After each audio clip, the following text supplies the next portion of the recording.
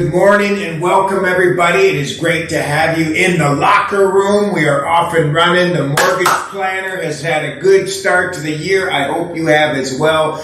We are grinding. We are fighting through the deals. But I want to draw your attention. Today we're going to be talking about open the door. I've got a story I want to share with you about some of our pursuit for new business. But I also want to talk about 3 different mindsets going in talking to clients and realtors that I hope you can master and pull out of this webinar so that you are stronger with your team and partners, referral partners, clients over the next few weeks, few months as the market continues to shift. So I want to start with open the door. Any real estate agent that you're calling on right now should have a lender if they're any good. That's just a given. So don't shy away from some of the lenders that may be working with them now and you don't want to approach them, because they already have 2 or 3 lenders. It brings me to a story. We've been on pursuit of searching top producing real estate agents, 15 million and above. That's the kind of agent we want to spend our time with because they have enough volume going and I want to spend the time with them. So when you look up those agents, you're going to find them that they have an agent or a loan officer that they're working with. In fact, one of them that I called, she ended up coming in and meeting with us off our script. And our script was, hey, I'd like to get to know you. You may be able to help with some of our clients that we're working with. I see you deal in investment property or something else that you may have caught online from them that personalizes the call to get them to come in. So I'm talking more cold calls, not really listing agents on the other side of the deal. As we're getting them in to come and work with us, or they at least schedule the time because of interest is peaked, are you setting the stage for a good presentation, having the PowerPoint? Let's assume we're past that. Let's assume you draw them in and then we go over the different details of how you can improve their business, and PowerPoint is key. You know that from me. But what happens when you're in the conversation like I was with this real estate agent and she says, oh, well, my best friend is a loan officer, and kind of shoots that whole meeting down. And you wonder, why did she take the meeting? Something different, something new. We were doing a podcast with her. She thought that was one of the things she liked on her goals. We had just sent out an email to her and said, hey, I know this is random. We're looking for more content. We looked you up online. We'd love to have you come in and be a guest on our show. She said, I love random, and she ended up coming in. Well, when she comes in, she shares with me that her best friend is a loan officer, which, does that do me really any good? No, that kind of stinks. We're sitting there thinking about it. Well, a couple of days go by after the recording. We send her a copy of the promos that we used. I get this beautiful box in the mail of bourbon. And she had noticed I had some bourbon in the office. She sent me a bottle, $50, $60 bottle of bourbon. She said, this is one of my favorites. Hope you enjoy. I was able to follow up with her. She's on our mailer list. Will there be deals that she can send to us in the future that her friend may not be able to? Very likely. Could we be her number 2 for now? Yes. Why not open that door and see if there's potential? Well, because it didn't go anywhere, and I can kind of hear that voice in the back of my head. Even though I had a realtor buy me a bottle of bourbon, how bad was that? So now that brings me to the other agent who responded to the same email, and as he started to go back and forth on emails, he replied, thanks, but I want to be transparent. I have 3 lenders that support me financially, and I have 2 lenders in-house that we're supposed to be using as well. So I'm pretty overloaded, and I know invites for content on a podcast can sometimes have an expectation of sending business, but I'm pretty full. I replied, no problem. I was looking for the content, saw great things on you. Maybe it would be a great thing for us to be able to work together on just that project. Happy to do it, but let me know. I also don't want to waste your time. Okay, let's do it, he says. And then he schedules, and the day before he emails me and says, I can't make it. I'm like, sure, okay.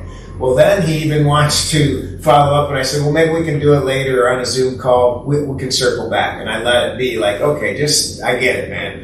And he ended up coming back, hey, how's next week, Tuesday? And I said, yeah, that would be fine. Do you want to just do it on Zoom, save the trip? No, I'll come in. I'll be in an area.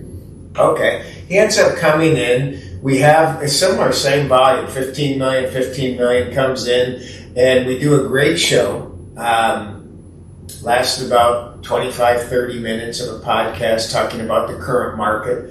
And then he leaves. I send a follow-up thank you. He emails me about 4 or 5 days later, have you heard from Tom Johnson, whatever the guy's name was? I said, no, who's that? And then he says, well, I sent over a lead to you guys. I thought you might be able to help on a DSCR. Because his current lenders, all 5 of them, didn't have it. My point in all of this, right? Those 2 conversations, one that might go somewhere, got a free bottle of bourbon, kind of cool, might even get a lead, but I might also be her second. Then this guy's already sending business. He has 5 of the lenders and none of them do DSCR. Wow! I'm already open the door. We just need a crack. So what I'm saying to you is to be in front of people. Be in front of the new customer coming in. Be in front of the new clients coming in. Be talking to more people that you can have a presentation to that might just turn into something. Don't poo-poo the one who said, I got 5. You might be the one that moves to the top of the list because your presentation, the way you perform, and the gifts you've been given are ones that you can excel in. So that's what I'm talking about. Listen, look for the best of the best. Get in front of the best of the best. Why not you? Some of them might have a great reason, like my best friend, my wife, my husband, is in the business. I understand.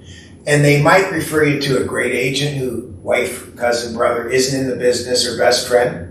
They might send you a deal that they can't do. They might even refer you to another partner that might be even a better referral source. I'm telling you, it's time to open the door and don't be shy of even bigger meetings. So here's how we sum open the door in this first phase of this webinar. Do you have a list of the 15 people cold that you'd like to do business with? Have you targeted them? Have you looked them up? Have you done not a bunch of nerd research, don't get caught behind the computer. Are we pursuing? Do we have that 15 ready? You know, we worked through a list of 15, grabbed 4 appointments, and now I want to move on to a new list and continue to work these a little bit, but they're not really responding, but I grabbed 2 or 3 real easy off my first communication to them, left a message. Some of them didn't reply. It reminded me, you know, we just got done recording the Habits of Highly Effective Loan Originators audio version. And if you don't have that or haven't checked it out, check it out. It's pretty good. I did this about 5 years ago. And it was interesting to me about how I had talked about one of the habits I've noticed in a lot of originators that are successful is that, you know, you've got the mortgage table, rotating table, always in our business, whether they didn't like your food one time, whether they're just a one-time visitor, maybe they're a regular that keeps coming back. There's a lot of reasons people come in, but our job is to continue to sell to new people and always bring them into that restaurant. That was one of the habits. I believe it was like habit number 4 of making sure that you have the regular tables, but you got some you're rotating and bringing new people in because they might turn into that best partner ever in your business. Now let's talk about frequency illusion and red car syndrome. I'm not beating a dead horse here. But I want to know how much really it's layered in your business. You know, I did an interview with a guy the other day as a guest on his radio show here locally at Lake Norman. And when he asked me, he says, you know, your business is always built on referrals. My son Jacob was with me and he says, is your dad still working that way? And when you understand frequency illusion, someone's in that process, they're emotionally heightened by their awareness of what's going on, vacations, babies. You've heard me read the list off, buying a house, getting a mortgage. We have to have that process where we're not timid to ask. Just like we're not timid to go to the big guy, we're also, meaning the big agent or big real estate agent or partner that we've researched, but we're also willing to go to the client and say, I've really enjoyed working with you. Do I have your permission or confidence to be able to tell your friends and family and people you care about our services? I really want to make sure that I take care of you so well that you're comfortable being able to do that. Are you working in a way that takes your business from 1 or 2 clients in the process to 3 or 4 because you asked? Maybe it's just that Tuesday that you work really hard and say, hey, this is the day we take care of you. I was hoping you could take care of us with anybody you ran into just like you. We would really like more great clients like you. What are the lines being worked on in a team? What are the emails that are worked on during a team when you get that wonderful thank you and you say, I appreciate you noticing. I've CC'd so-and-so, the loan officer, and wanted to let him know how pleased you are with our services. If you run into anyone else, just like you, that we might be able to help out, I would really appreciate you sending them our way. You've been awesome to work with. Is the dialogue being worked on in your business? This is about you making sure that your team is trained to have a good reflex. I'm guilty of not working on enough. I'm guilty of not being able to ask in the appropriate times in the right fashion. And I love this part of the business because it's so nice to have someone come into it. Let's go back to the restaurant. Someone go into the restaurant and say, man, these are my friends. I brought them back with me. That's what we're looking for in the kind of environment that you're building. Or, people say culture. Is your team a culture of people that know when someone's pleased with your service enough to say, we love more great people like you? Now let's shift gears from frequency illusion. I hope that this is something that's in your business, but I wanted to bring it to the forefront of your team's talk, right? Getting more involved in your business. But now let's move into future casting. In this market, you have to be able to understand where a client is coming from. When you're on the phone and they have what I would call a mooring line or a reason that is preventing them from purchasing, are you future casting? Meaning that, let's say a client says, we've thought about renting, we've been renting for another year, blah, blah, blah. We have been and haven't been able to find a house. And, my son said something interesting the other day. He said it's all about motivation because people are finding houses that are motivated to buy a house. Some of them that are kicking the tires or moving along a little slower aren't really motivated to get into that market. So how do you change future casting in your conversation is what I'd like you to be able to take into today's conversation, right? So they give you the example of, I'm going to be renting, I have been, we just haven't been able to find something, so if we have to rent another year, that's okay, blah, blah, blah. Oh, I completely understand that. That would be my first line. I completely understand. Let's play that out. I completely understand. Let's play that out. Let's say that, let's look at 12 months down the road, and I would look at calculating numbers on rent, and I would also look at the positive of the appreciation and the cash flow that they'd have. Even if they stayed in the same interest rate, could they afford blah, blah, blah. I would future cast that out. Let's play that out and see what it looks like. What would your net worth look like if we just play that out? Let's say rates go up or down. Let's just play that out. What does it look like to refinance in 16, 12 months? What does it look like if rates get 5.5? What if it looks like your rate just stays the same? Let's play it out to get you comfortable with the payment, which is what people are buying. So future casting to me is really like fast forwarding a reel in the client's mind where you're actually telling a story, telling a very compelling story. Let's go ahead. I completely understand where you're coming from. Let's play that out a little bit. Let's say you stay and you rent for the next year, and you go back and we decide to purchase and rates start to move down. Let's take it that way. Like we're renting and rates come down, and then you decide to buy.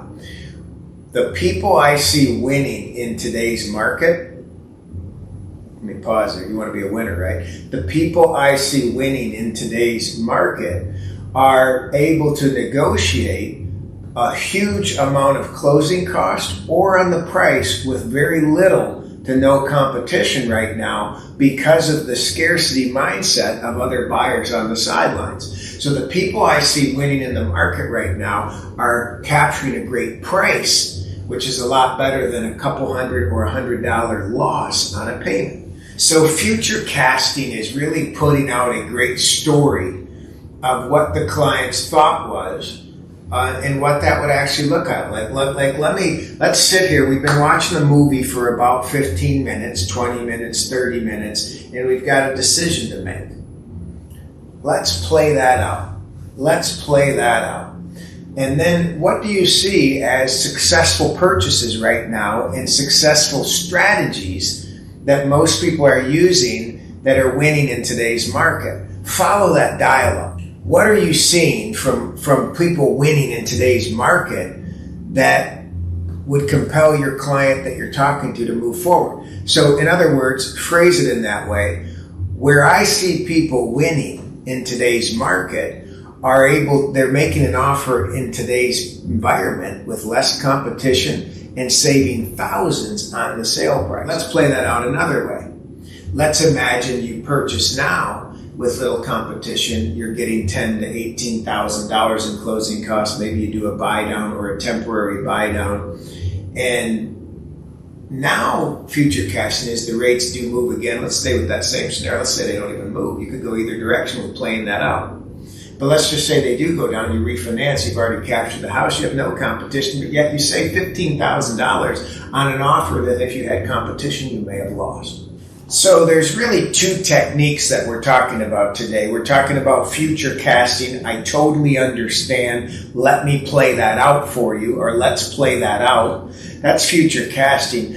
In that same dialogue that I was using was also certainty of reframing in certainty. So meaning that I'm reframing their certainty or reframing the option that would save them or make them the most amount of money. And you prove it with numbers. You know, right now, for a fact, I know a couple of our clients have gone out and have gotten $10,000 off the house appraised, meaning they negotiated in closing costs, didn't have competition on the deal. They also got the appraisal came in 15, 20 grand higher. That's happening pretty regularly in our business without asking for the appraisal to come in high. So if that's the case, why aren't you playing that out for them in certainty, reframing it to how much? Now think about this guy. Bought a house and he got $10,000 in seller paid closing costs. He didn't even have to pay full price, so $5,000 under with $10,000 in seller paid closing costs. And now the house appraised for even more than what the purchase was. So this guy's captured, young couple, have captured about $10,000, $20,000, $30,000 on a $400,000 purchase for their net worth. I wonder what would happen if we play that out the other way. Rates do go down, because they'll be able to refinance, right? If the rates go down, they can refinance. We actually give you a $2,000 credit. A lot of you have this pledge that you have out there on rate refi. So man, I'd rather play that than have to negotiate an extra $10,000, $15,000 in the sale price. So we're future casting. I totally understand. Let's play that out. Walk them through a great story and dial it in so they can see it, visualize it. Then when we also come back to reframing it with certainty, this is what I see a lot of clients doing that are winning in today's market. They have a great strategy. Here's what I see them doing, and you play that out. Okay, so let's take a deeper dive into future casting or future pacing so that you can have a comprehension of the thought pattern that goes into what you're trying to accomplish. It involves guiding an individual to visualize their future in a specific way, typically by helping them imagine themselves successfully achieving their goals. Hear that, successfully achieving their goals. The purpose of future pacing is to create a sense of motivation, build confidence. Okay, now let's go down to the next paragraph here. The technique often includes encouraging the individual to vividly picture themselves in a future scenario where they have accomplished their goals. This is what pacing and casting out a future is, describing that wonderful story. Now, loss aversion also comes into play. It's a concept or behavioral economics that describe the tendency of individuals to prefer avoiding losses rather than acquiring equivalent gains. Understand that. So it suggests that the pain of losing is more impactful than the pleasure of gaining the same amount. Kind of crazy. For example, losing 100 feels more like distressing than satisfaction of gaining 100 feels more distressing than the satisfaction of gaining 100. The principle helps them explain various economic behaviors and decision-making processes, including why people might hold on to losing investments. So this is the gain we were talking about. In the future casting or future pacing, you're outlining a loss that may come from the appreciation versus the small loss that they have on the monthly payment. This is similar to the cost of waiting, which we've done several times. So you could implement that in the same way. Now, a couple key aspects to some of the dialogue we've gone over today is the payment shift. Don't forget that most people focus on a payment versus the actual sale price of what they're doing. So people buy payments, not prices. Define what they want to invest monthly. That's the main question we've got to uncover. There's always rate buy down, seller paid cost points, especially in this market. So we need to demonstrate it in real numbers that show concrete examples that reveal their true buying power. And then we have a great strategy where maybe they're picking it up on the equity because they're not having the competition in their offer.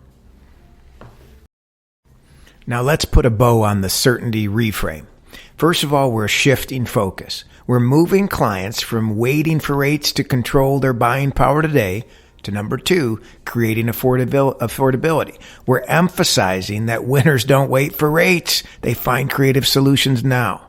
Number 3, leverage future options, highlighting the advantage of refinancing later, this cost of waiting, but building equity now with low competition. Reframing, frequency illusion, future casting, we've got it all today that we covered. Now, this is your choice. We're in the second quarter. This is your time to run. This is time to gather the troops and make an effort to push this second quarter. Have we gone back through all of the leads that you've had for the first quarter who didn't take application, might have been on the sideline? Could you future cast for them and start bringing in a higher closing percentage for your business? This is how you play the game. I'm telling you now, get down, get dirty, get after it, and make a difference in who you're calling and the dialogue that you're using. It takes 4 or 5 phone calls before someone's interested. Go over the habits. Make sure that you know what makes a great originator, what makes a great salesperson, what makes a great team. Copy the habits of those that have done it. Increase your skills throughout the next week. You got all weekend. Let's line it up, get after it, and have a successful second quarter. Thanks for joining us.